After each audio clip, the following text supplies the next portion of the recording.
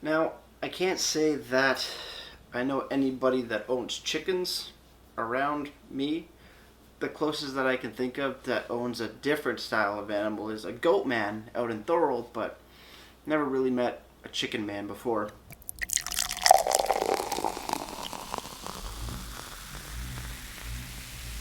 Beer, beer, beer, beer, beer, beer, beer. Hello everybody, welcome back to me, Mate Brewski, for the Rooski Brewski review. And today the beer that I have for you guys is by the Furnace Room, right? Furnace Room Brewery out in Georgetown, Ontario. We have their Chicken Man Pale Ale. Yes, man with chickens drinking beers. Interesting, very, very interesting. 5.4% alcohol by volume. 30 IBUs here on the can. SRM of 4 color, which is pretty cool.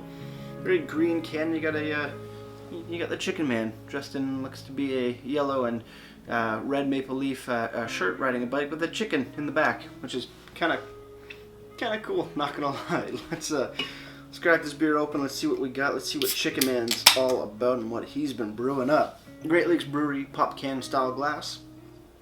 Let's see. Alrighty. Hopefully no eggs were used in this beer. I don't know, but we'll find out.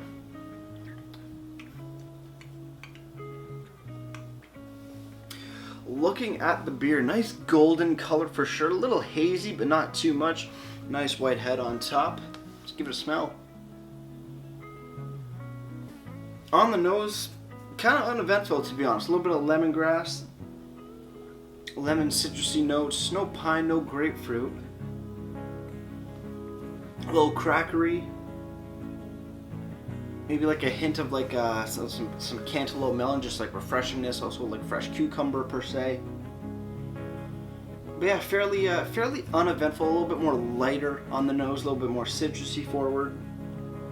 Again, like I said, a little bit of crackerness going on as well. A little bit of a nice melon refreshingness out of it, maybe even a cucumber refreshingness out of it, but nothing too bold per se. It's definitely more refreshing on the nose. Let's have a sip.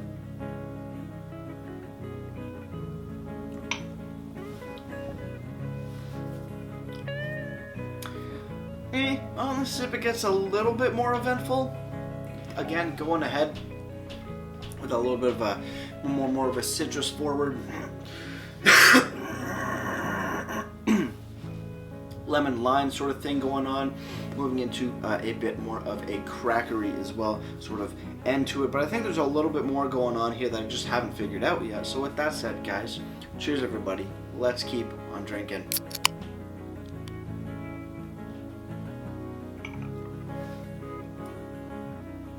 Yeah, so lemon lime sort of in the beginning there, moving into a bit of a crack, but there is a bit of a sweetness to it.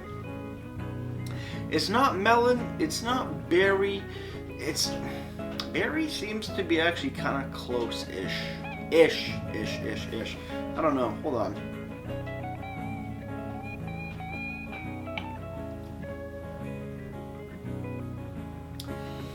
Yeah, it's like lemon lime, crackers, kind of metallic-y almost. And then there is just a little bump of sweetness that comes through.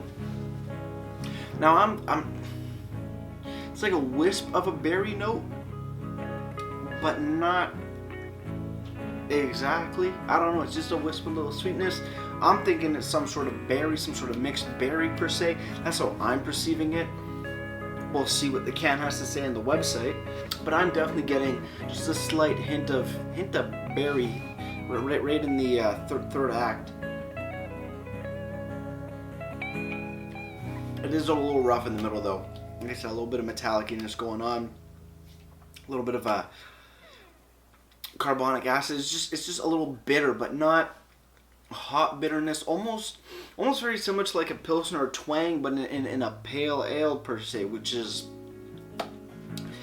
a little weird to me. It's definitely a note that I'm not a big fan of in this. It kind of comes out of the blue, right in just a little after the middle of this, right before the finish of it, and it kind of throws you for a loop, especially with that little bit of sweetness spike in there. It's a weird combo of flavors, but other than that, mouthfeel, Pretty crisp. I wouldn't say it's clean. I say the flavors do linger a little bit. But yeah, crisp, light bodied, no real problems there. The flavor is just a little odd. Let's see what the can has to say. Maybe we can figure some stuff out. Furnace Room Brewery, Georgetown, Ontario, Chicken Man Pale Ale. Like I said, 5.4% alcohols by volume, 30 IBUs, and 4 on the SRM or color scale. Description. Pedaling his bike around town with his trusty chicken aboard, the Chicken Man, as he was known, has become iconic to the residents of Georgetown. Although his identity is uncertain and his whereabouts unknown, his legend lives on.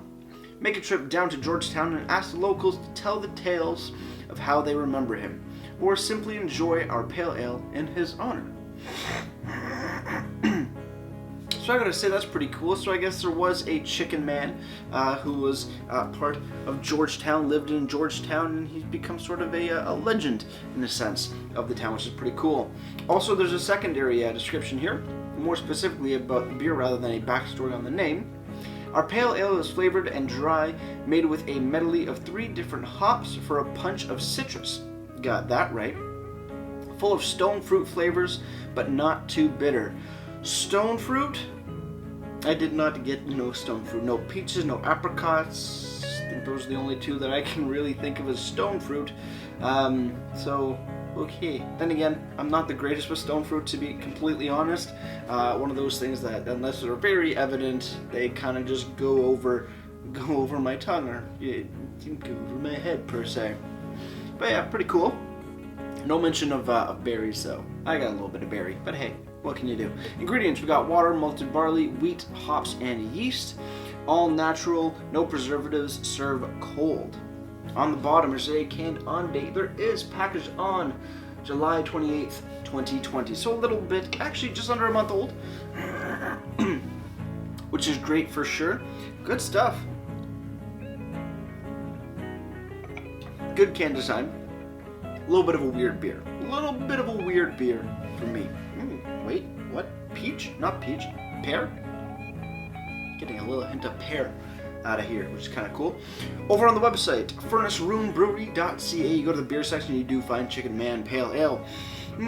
Do we have a yeah, we have the exact same description, both for the beer and the story of the name, or the story of where the name comes from. We also have the ABV, IBU, and SRM, 5.4, 30, and 4 respectively. Then also a little shot button as well, which we will click and get back to in just a hot minute. Over on Untappd, Chicken Man Pale Ale has been given a 3.54 bottle caps out of 5, and that's out of 811 ratings. They're listing it as mildly hoppy and slightly hazy, refreshing pale ale, and yeah, that it is. People are getting floral notes, light hops, and bitterness. Consider this a light beer. Yes, but it's over 5%, which is kind of cool. Not sure if I care for this chicken crosses. Not sure if I care if this chicken crosses the road again. I'm kind of with you on that one. Yesterday's starter, I'm a big fan of pine flavors since they have faded in favor of soft, juicy beers. So this one was a winner for me. Well balanced too. Nice. See, I'm not getting much pine flavor out of here, but cool. It's pretty. You can kind of see where people's palates are at when you look on Untappd. You can get it at your local LCBO. I gotta say that. I think I paid $3.35 for the 473 ml can. $3.35 or $3.25. I don't remember, but it's not listed on the LCBO website. But you know, that's just how the LCBO goes. But if we move back over to Furnace Room Brewery and we go to the shop page, the can is actually selling for $2.96. I don't know if that's tax and deposits included. Actually, I don't think beer is taxed. It's already all like shoved in there. I don't know. So it's cheaper again on the website rather than your LCBO. So hey, there's some more discrepancy stuff and fun things for you. But I remember I paid.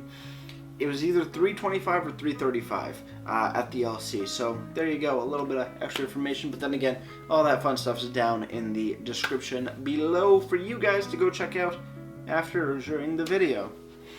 Overall,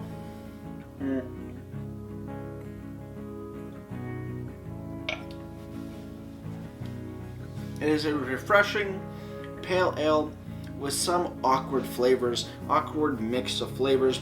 I'm going to retract the metallicness out of that. It's just, yeah, I wouldn't say it's metallic. It's a little awkwardly citrusy with some sort of sweet aspect to it that just seem to clash weirdly, and then there is that sort of sharp bitterness that comes out of nowhere, and there's no real, the floraliness of it, the florally bitterness, like that other person said on Untapped, doesn't really fit the rest of the beer and kind of comes in, makes everything a little awkward. So I don't know, some people might really like this beer. Me personally, doesn't go well with my palate, but hey, not all beers are gonna be, you know, best friends with your palate, and you just gotta realize that.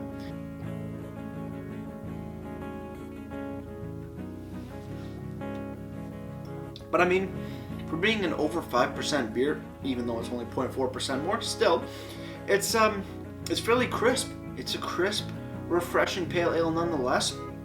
Flavors don't add up to my palate, but hey, doesn't mean it's a bad beer. It just means it's not right for me. So with that said, cheers on the final sip. Let's get ready to range and wrap this thing up.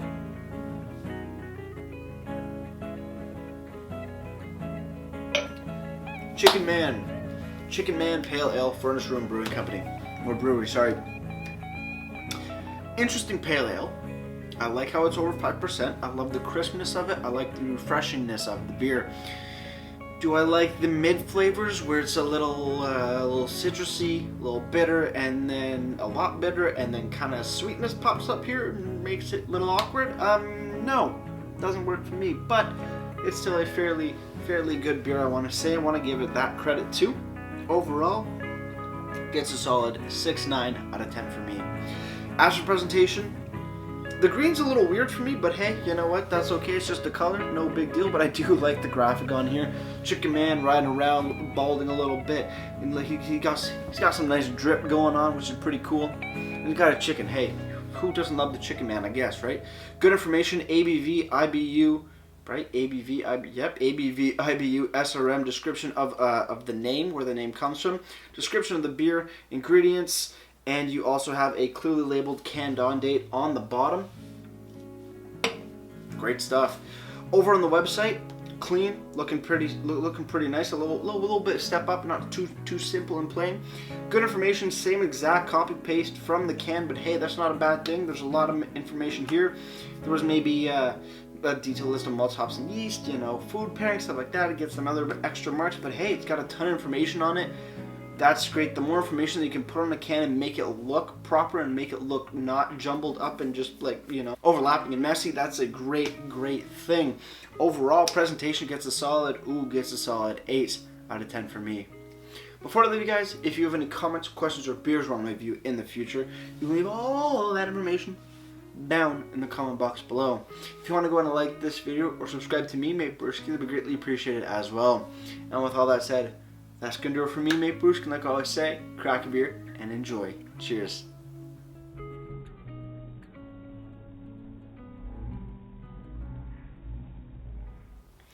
Oh, the chicken man who lived in Georgetown may not know that he has a beer named after him, but hey, that's a pretty great feat. Cheers.